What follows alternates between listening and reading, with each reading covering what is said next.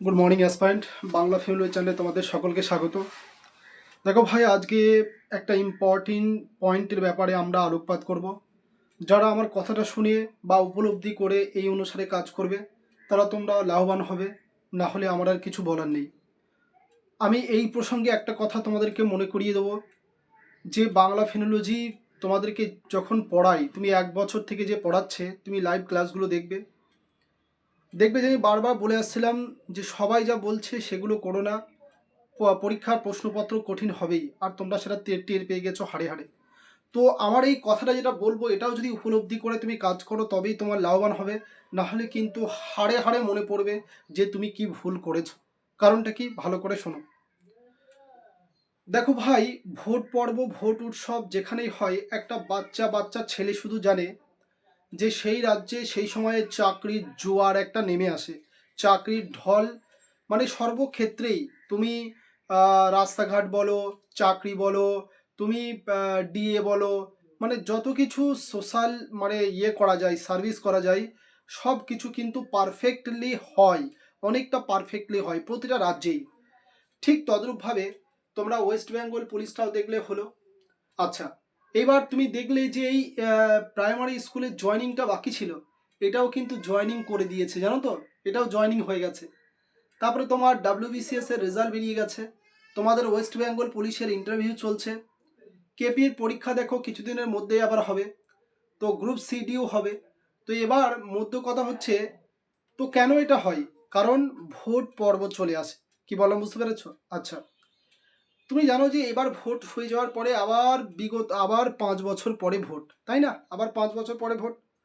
সুতরাং এই 5 বছরে কি হবে, আদেও কি চাকরির ফর্ম বেরাবে, সেই সম্বন্ধে তুমি কিন্তু যুক্তিযুক্ত, তুমি যদি একটু ভালো করে দেখো তাহলে কিন্তু স্পষ্টতই বুঝতে পারবে যে আগামী 5 বছরে কি হতে চলেছে।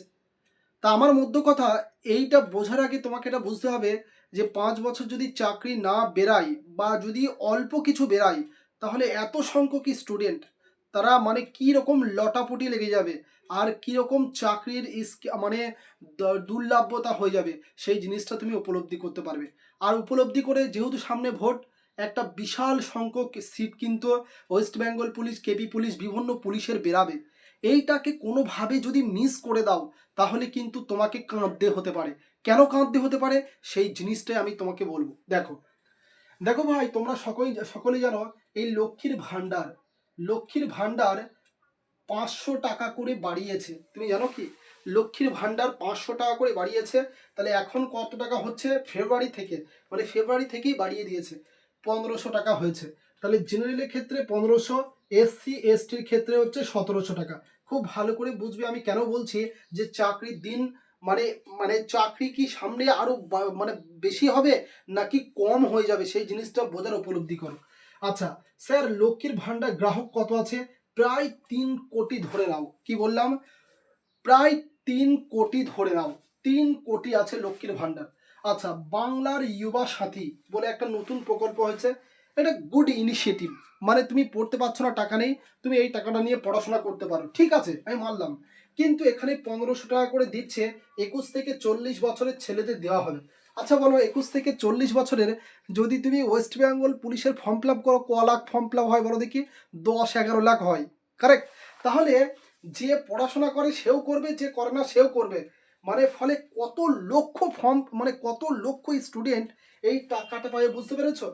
আচ্ছা, এবার আমার প্রশ্ন হচ্ছে তোমাকে, এগুলো খুব দেখো, এই যে তোমার স্বাস্থ্যসাথী, এই যে তোমার সবুজ সাথী, সাইকেল দেওয়া, মেয়েদের বিবাহ রূপশ্রী, এগুলো বিশাল একটা গুড ইনিশিয়েটিভ বলতে পারো।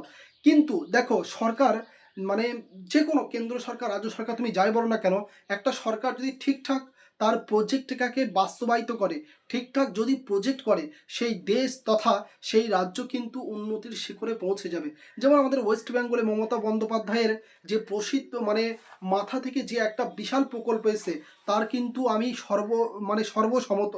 সর্বসম্মতি দেবো। কেমন? যেমন এই সবুজ সাথী, স্বাস্থ্যসাথী, তারপরে তোমার কি বলবো ওটাকে, রূপশ্রী, এগুলো মার্ভেলাস প্রজেক্ট, এগুলো গুড ইনিশিয়েটিভ। কিন্তু ভাই, মানে এইগুলো দেখো, বাংলার যুবা সাথী, তোমার কি মনে হচ্ছে না প্রত্যেকটা স্তরকে খুশি করা হচ্ছে? ভালো করে বুঝো, প্রত্যেকটা স্তরকে খুশি করা হচ্ছে। এটা জানে, এটা হিউজ সংখ্যক ভোট, তাই না? 21 থেকে 40 বছর তুমি চারটেখানে কত নাকি প্রত্যেকটা বাড়িতে একটি করে পাবে, একটা দুটো করে 100% পাবে। কি বললাম বুঝতে পেরেছো? তো যাই হোক, আমি কিছু বলছি না, আমি একটু সাইন্টিফিক্যালি তোমাদেরকে অ্যানালাইসিস করার জন্য বলবো। ভালো করে দেখো, ইন্টারিম বাজেটে 2026-27 বলা হয়েছে 4.06 লাখ কোটি টাকা আমাদের টোটাল মানে আমাদের বাজেট ধরা হয়েছে। এখানে খরচ কত ধরা হয়েছে? 3.96 লাখ করোড়। এইবার মজার ব্যাপারটা দেখো, রেভিনিউ রিসিভ কত? 287,791 এত করোড়। এক্সপেন্ডিচার কত? তোমার 3 লক্ষ এত মানে 91 সামথিং আছে, 9,551। ক্যাপিটাল এক্সপেন্ডিচার কত? 86 লাখ মানে 86,533 কোটি। এইবার আমি তোমাদেরকে মানে খরচ খরচ কোথায় কোথায় করবে, সরকারের কোথায় কোথায় খরচ করার প্ল্যান আছে, সেগুলো আমি তোমাদেরকে ভালো করে দিয়ে দেবো। তোমরা একটু দেখে নিও তোমরা টেলিগ্রাম চ্যানেলে, অথবা তোমরা সবচেয়ে ভালো হচ্ছে তোমরা গুগলে সার্চ করেই দেখো, সেখানে নতুন চাকরি কত করবে সেটা কি বলা আছে। এইটা আমার প্রশ্ন। কি বললাম? নতুন চাকরি কত দেবে, কত এমপ্লয়মেন্ট জেনারেট হবে, সেই সম্বন্ধে আমি এক্ষুনি একটু আগে পড়লাম দৃষ্টি আইএসএ থেকে। তোমার আমি দেখলাম না ওখানে মানে যে এক্সপেন্ডিচার বা যে নতুন নতুন জিনিসগুলো জব ফর্মুলেশনের কথা বলা হয়েছে, সেটা কিন্তু ভাই আমি দেখতে পেলাম না। তোমরা দেখলে আমাকে একটু জানাবে, কারেক্ট? তো এবার আমার বলার উদ্দেশ্য হচ্ছে এইটা, যে হাজার হাজার কোটি টাকা দেখো, মানে টাকার গাছ কি লাগানো আছে, এইটা আমার প্রশ্ন। টাকার গাছ কি লাগানো আছে? দেখো ভাই, একটা কথা মানে আমাদের গ্রামে খুব প্রচলিত আছে। কি প্রচলিত জানো? বলেছে, দাদা একটা ধরো দুই ভাই আছে, দুই ভাই। তো দুই ভাইয়ের মধ্যে ছোট ভাইয়ের ছেলে বড় ভাইকে বলছে, মানে বড় জ্যাঠাকে বলছে, জ্যাঠা আমাকে একটা সাইকেল কিনে দাও না, তুমি তো জব করো, আমাকে একটা সাইকেল কিনে দাও না, তাহলে আমি স্কুল যে মানে আমার তাহলে খুব সুবিধা হবে। জ্যাঠা বলছে, তুই কোথায় যাবি সাইকেলটা নিয়ে? সে বলছে, জ্যাঠা আমি স্কুলে যাব, টিউশনে যাব, আমি ভালো করে পড়াশোনা তাহলে আমার হবে। জ্যাঠা বলল, না আমি সাইকেল কিনে দিতে পারবো না। সাইকেলের দাম কত? 5,000 টাকা। সাইকেলের দাম কত? 5,000 টাকা। জ্যাঠু বলল, না আমি সাইকেল কিনে দিতে পারবো না, আমার পয়সা নেই। 10 দিন অতিবাহিত হলো। তারপরে ওই ছেলেটাই বলছে, জেঠু জেঠু আমার একটা ফোনের দরকার গো জেঠু, ফোনটা কিনে দাও না। বলছে, তুই ফোন কি করবি? বলছে, ফোন আমি এই সবাই যা করে হোয়াটসঅ্যাপ ফেসবুক, তারপরে সিনেমা দেখবো। বলছি, ফোনের কত দাম? 10,000 টাকা। জেঠু বলছে, তোমাকে আমি আজকেই কিনে দেবো সোনা, তোমাকে আমি আজকেই কিনে দেবো সোনা। তা মানে কি জানো? দেখো, পড়াশোনা করলে তোমার জ্ঞান বাড়বে, তুমি বিচক্ষণ হবে। পড়াশোনা করলে তুমি জব পাবে, তোমার চাকরি হবে। কিন্তু তুমি যদি মানে ওই জন্য সাইকেল তোমাকে কিনে দেওয়া হবে না। কিন্তু পক্ষান্তরে দেখো, তুমি যখন বললে যে যেহেতু ফোন কিনে দাও, তার থেকে 5,000 টাকা বেশি, অর্থাৎ 10,000 টাকার ফোন তোমাকে কিনে দিল। কারণ কি? কারণ তোমার উচ্ছন্নটা হবে। কি বলা বুঝতে পেরেছো? কারণ তোমার মানে তুমি পড়াশোনার যে লেভেল তোমার, সেই লেভেল থেকে তুমি একবারে কি বলবো, মানে মানে কি বলবো, একটা কথা নেই, পরের ছেলে মানে কি একটা এরকম একটা কথা আছে, যতই উচ্ছন্ন হবে ততই আনন্দ। কি বললাম বুঝতে পেরেছো? তো একটা কথা আমার এই প্রসঙ্গে আমি বলবো। প্রসঙ্গটা হচ্ছে এই, দেখো ভাই, আমার মনে হয় না কোনো একটা মা, কোনো একটা ভাই, কোনো একটা বোন, যার ছেলে বেকার রয়েছে, যার ভাই বেকার রয়েছে, যার বোন বেকার রয়েছে, আমার মনে হয় না তাদেরকে যদি প্রশ্ন করা হয় যে আপনারা কি চান যে নতুন নতুন সামনে চাকরি ফর্ম বেরাক, না আপনারা চান আপনাদের ছেলে মেয়েকে বাংলার ইউবা সাথী মানে বেকার ভাতা যাকে বলা হয় সেইগুলো দেওয়া হোক? একবার প্রশ্ন করে দেখবেন তো। আপনার মা, আপনার ভাই, আপনার বোন যদি এই ভিডিওটা দেখে, তাদেরকে আমার প্রশ্ন রইল যে আপনারা কি চান? আপনারা কি চান যে আপনাদের সন্তানকে, আপনাদের ছেলেকে, আপনার ভাইকে, আপনার হাজবেন্ডকে, আপনার ওয়াইফকে, যারা পড়াশোনা করছে চাকরির জন্য, তাদেরকে চাকরির নতুন ফর্ম না বেরিয়ে তাদেরকে এই বেকার ভাতা দেওয়া হোক? এই প্রশ্নটা আমার রয়ে গেল। আরেকটা, এই ভিডিওটা করার মানে যেটার জন্য মেন মাকসাদ আমার, সেটা হচ্ছে এই, দেখো ভোট পর্ব যেহেতু এসেছে, তোমরা স্পষ্ট বুঝতে পারছো 500 টাকা লক্ষ্মীর ভাণ্ডার কেন বাড়লো? ভোটের আগে ভোট বলে বাড়লো। তারপরে বাংলার যুবা সাথী, এতদিন কি কোনো যুবা ছিল না? এতদিন কি যুবক বেকার ছিল না? এতদিন বেকার ভাতা দেওয়া হয়েছে, ঠিক আছে, এই নতুন প্রকল্পটা তো 10 মাস আগেও দেওয়া হয়ে যেত, 2 বছর আগেও তো দেওয়া যেত, কিন্তু এখন দিচ্ছে কারণ কি? কারণ হচ্ছে সামনে ভোট পর্ব। ঠিক এই জিনিসটাকে বোঝার উপলব্ধি করো। ভোট পর্ব যেহেতু এসেছে, এই অপরচুনিটিটাকে কখনো হাতছাড়া করো না।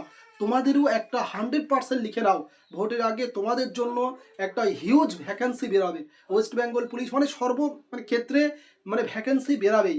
এই ভ্যাকেন্সিটাকে লক্ষ্য করে তুমি যদি ভালো করে না প্রিপারেশন করো, যদি তুমি প্রস্তুত না থাকো, তুমি যদি ভাবো ফর্ম বেরাবে, তারপরে 2 মাস পর যাবে, তারপরে পড়া শুরু করব, দিয়ে আমি চাকরিটা পাবো, তাহলে তুমি অনেক কল্পনায় আছো। যেমন ওয়েস্ট বেঙ্গল পুলিশটা তোমার হাতছাড়া হয়ে গেল, ঠিক তদ্রূপভাবে এই পরীক্ষাগুলো তোমার হাতছাড়া হয়ে যাবে। কারণ অনেক ছেলে কিন্তু ভাই লেগে পড়েছে পড়াশোনার জন্য। আমার যেটা বলা বাহুল্য, আমি যেটা বলতে চাচ্ছি সেটা হচ্ছে এই জিনিসটাকে, এই যে ভোটের আগে এগুলো হচ্ছে, ঠিক তোমারও কিন্তু এরকম মানে ফর্ম ভ্যাকেন্সি কিন্তু হিউজ বেরাবে। যদি তুমি এইটাকে সুযোগের সদ্ব্যবহার না করতে পারো, 5 বছর পর মানে 5 বছরের মধ্যে কত যে ভ্যাকেন্সি বেরাবে সেটা কিন্তু ভাই আমি প্রেডিকশন করতে পারবো না। আমি অন্তত উপলব্ধি করতে পারবো না যে আদেও ফর্ম বেরাবে কি বেরাবে না। কারণ আমার একটা প্রশ্নটা হচ্ছে এই, যখনই এইগুলো চালু হয়ে যাবে, তোমার কি মনে হয় এগুলো বন্ধ হবে 5 বছরে?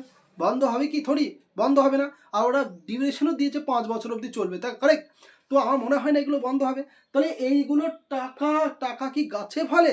কোথায় পাবে টাকা, এত কোটি কোটি টাকা? তোমাকে এই জিনিসটা আমি তোমাদেরকে এটা বুঝতে বলছি।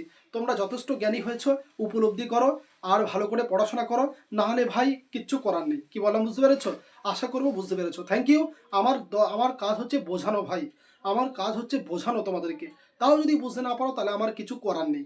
কি করবে তোমাদের এখন আসল উদ্দেশ্য হওয়া দরকার, সামনে যে পরীক্ষাটা হবে 100% হবে, সেই পরীক্ষার জন্য জোর কদমে প্রস্তুত নেওয়া। যদি না নাও ভাই তাহলে কিন্তু হবে না। কি বললাম বুঝতে পেরেছো? আচ্ছা, আজকে এই অবধি। Thank you and have a good day.